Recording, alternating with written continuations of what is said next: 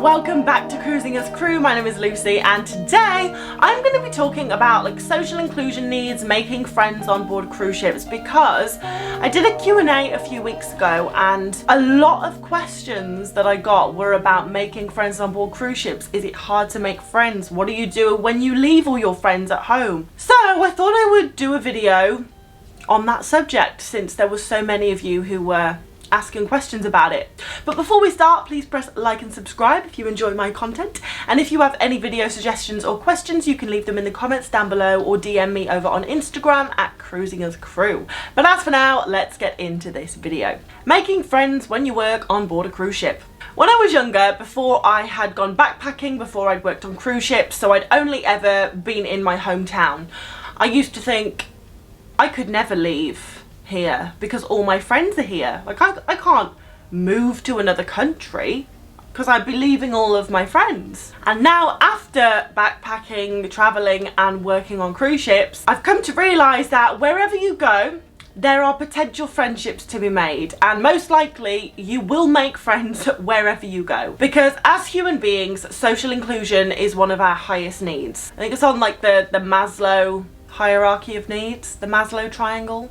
So basically, we need friends. We need to feel like we have a tribe, like we are included. So wherever you go in the world, if there are human beings, they are also going to want to make friends as well. And while I thought, you know, I could never leave home because all my friends are there, most of my really close friends now, their friendships were made while I was not at home, while I was away, while I was on a ship, while I was in Australia, or wherever. So firstly, if you are thinking about working on cruise ships and one of the reasons that you are hesitant is because, but all my friends are here, trust me, you are going to make friends when you get on board a cruise ship. You just will. It's inevitable, and I'm gonna go through a few reasons why. Everyone comes on board alone. Everyone has to leave their family and their friends at home. Very few people come on board with a friend. I mean, if you're going to come on board with anyone, it's going to be your spouse, but even that is far and few between. So 90% of crew members have left everyone they love at home and they are here on their ton. This means that there are no cliques that are already formed. Everyone is open to making friends. It's very unlikely that you are going to come on board and have to penetrate some kind of clique that has been formed. Most likely everyone is still finding their feet and you can just slip right in. So I think that is the most important thing to note. Everyone on board is open to new friendships. Just like when you go traveling, you know, you are open to meeting people. That's why you go traveling, to meet new people, to explore new cultures. You have to be a people person to work on a cruise ship. Moving on. So maybe you're worried about making friends because you're not very socially dynamic. You know, your social skills aren't really where they need to be. Maybe you're not good at cracking the jokes, or you crack the jokes at the wrong time. You're not really socially switched on. And I wasn't. When I first joined ships, my social skills were average, I'm gonna say, very average. You know, I would crack jokes at the wrong time, so they weren't funny. I would try really hard to make people like me, and consequently they just didn't. And I just wasn't very socially fluid. But working on cruise ships will make your social skills improve dramatically, because you get the opportunity to speak to every age group from all types of backgrounds, all different languages. You have to overcome language barriers, different senses of humor. You know what, as an English person, I think sarcasm is hilarious. However, someone from a different country, they might not get sarcasm and just think you are being really rude. All of these different things has to be taken into consideration. And I think for me, coming from a small town in the UK, you know, when I was 18, 19, the only people I had spoke to really were people from the UK who were from a similar area to me. So going on board a cruise ship and meeting people from Indonesia, from Africa, from Australia, China, Mexico, Thailand, America, people from Russia, it just made me evolve. You know, as I said, I wasn't very socially dynamic when I started on cruise ships, and that was with my own kind, with English people. So I was like, oh my god, and now I've got to try and communicate with people from all over the place. But you know what? It made me very good socially. I am now able to go into a room of people And no matter where they're from, no matter what background they have or sense of humour they have, I am able to adapt to meet their needs, if you like. Not like change myself, but just adapt myself slightly so that they feel comfortable with me. And that is something that I don't think I could have learnt unless I had been surrounded by all these different types of people. So maybe when you join for your first contract, you won't be very socially competent, but I assure you by the end of your contract, you'll be a different person in the best way. You will have changed and improved so much, especially when it comes to your social skills. One thing I will say, working on a cruise ship can be quite lonely. So if you shy away from social interaction, it can be quite isolating. And whereas I came on board, and even though I wasn't very socially gifted, I was just like, sod it, let's just delve deep, make a fool of myself, learn. And I threw myself into the situation I was in, whereas other people might, what's the word? Retract, like just not delve deep, just keep themselves to themselves. And I really urge you not to do this, because we really do need to feel like we have friends and we are part of a tribe. People find this quite surprising when I say cruise ships is lonely, because they're like, but you're surrounded by people all the time. And especially if you have a roommate, like, how is it lonely? You never get any time on your own. Well, there's a difference. There's superficial interactions. I can talk to anyone, but that doesn't mean we have a deep connection, and we need a deep connection with just one person. It is so much better and healthier for us to have one person that we feel connected to than to have 10 people that we can chat to about topical issues. We just need that one person who is going to be there for us on our bad day.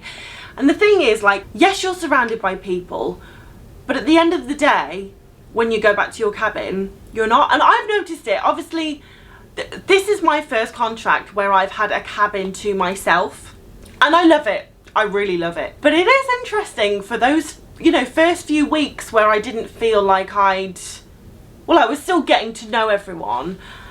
And, I'd spend my day at work surrounded by people, talk, and then you go back to your cabin, and while it's lovely to be able to just decompress and listen to your music and be by yourself, it's also like, and there's that added thing of you're probably out at sea as well, so it's not like you can just call your mom or call your friends back home because you've probably got no signal. Let's say you have a job at home and you spend your day surrounded by people, and then you go back home to your flat. You might be living alone, but you're not in the middle of the ocean. You can still like drive to see your mom, or you can still give your friend a call, but when you're on a cruise ship, you really are on your own. On your Todd. So it's really important that you concentrate on making meaningful friendships. Now, I'm not saying like go on a ship and be like, you need to be my friend. Desperation's never good. And of course, every deep connection is going to start with a topical conversation, but no great friendship is going to be one-sided. You have to put the effort in, and sometimes that can be hard, especially if you're working long hours. You're like, oh. So for me, when I come on board, I really try and seek out that one person who I can trust, who is going to be there for me if I have a bad day. And maybe, maybe that person is only going to be in my life for a season, for this contract, but as long as I have that person while I'm on the ship and I am there for them as well, I think that can really, it really does make a difference. And also, if you work at sea for a long period of time, you can become quite detached from your friends and family back home, because obviously they're all creating a life in one place. The best way I can describe it is, let's say this is me working at sea and this is my mom at home. So we're both, creating a life in one place, but I'm only on this ship for 6 months. So after 6 months, I'm going to start again and go on another ship. Whereas my mom is going to keep creating a life in that same place. And then I'm going to start another contract. So I will create great relationships and make really good friends, and then come to the end of my contract and be like, okay, bye. I might never see you again. And then I have to start again. Whereas all of my friends and family who are creating a life on land at home, they're staying in that one place. So all the effort that they put into new friendships is going to be, is probably going to last longer. Just that, I hope that makes sense. And another reason is they learn to live without you. Now, I am so blessed. I have an amazing family and incredible friends. Thank the Lord. And whenever I go home, it's like no time has passed and, you know, we catch up like nothing's happened or like I haven't been away. They do learn to live without you, which they absolutely should. While I might have been someone's best friend while I was living at home, when I go and work at sea, I'm probably going to be bumped down to number 2 because I'm not there. And this is fine. Like, this is absolutely something I've come to accept. You know, they learn to live without me, I learn to live without them, you know, within reason. But when I first started my contracts, when I first started working at sea, this was something that really got to me. As you grow up, you realise that your friendship with someone has absolutely nothing to do with their friendship with someone else. It's a completely separate entity and there's no reason to get jealous. But it is a difficult thing to overcome, I think, when you're young and you start working at sea. I think it's difficult at any age, but yeah, there's definitely things that will shift back home if you start working at sea. So be prepared for that. It's not a bad thing. You definitely learn who your real friends are, which I think is a great thing to know. There's no point in having fake friends, no point, what is it, watering dead plants. But it's hard. It's a hard lesson to learn. I'm so sorry. I feel like this video has just been one big ramble.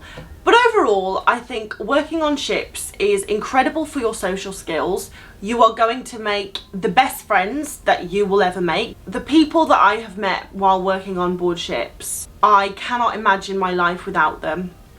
And I've just taken so much from it. So you will make friends. You will become socially dynamic. There are going to be some tough lessons in there when it comes to friendships, relationships, but they are lessons that I believe everyone should know, and it's better to know who your real friends are sooner rather than later. But in terms of making friends on board, my thing is I just say hello to absolutely everybody. When I'm walking to and from work down the A1A, hello, hello, hello, hello. Because you say hello to someone, you strike up a conversation, and 3 conversations later, you're friends. I just try to be as approachable and as friendly as I possibly can to anyone, and even like not for my own agenda, you know, like if someone is on board and they're feeling lonely, possibly me just saying hello to them like, hey, how's your day, you okay?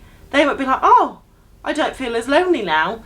So even though I might not have gotten anything from that interaction, maybe they will have. So for my own gain, making friends, and also for my fellow crew members, I want to be as friendly as possible. It's going to make my life better, and hopefully it's going to make their life better. So when you go on board your cruise ship and start your contract, it's very simple. You just have to be friendly. You just have to say hello to absolutely everyone, and you will make friends. I'm really excited for you if you are going to start your cruise ship career, because oh, what I would do to relive my first contract.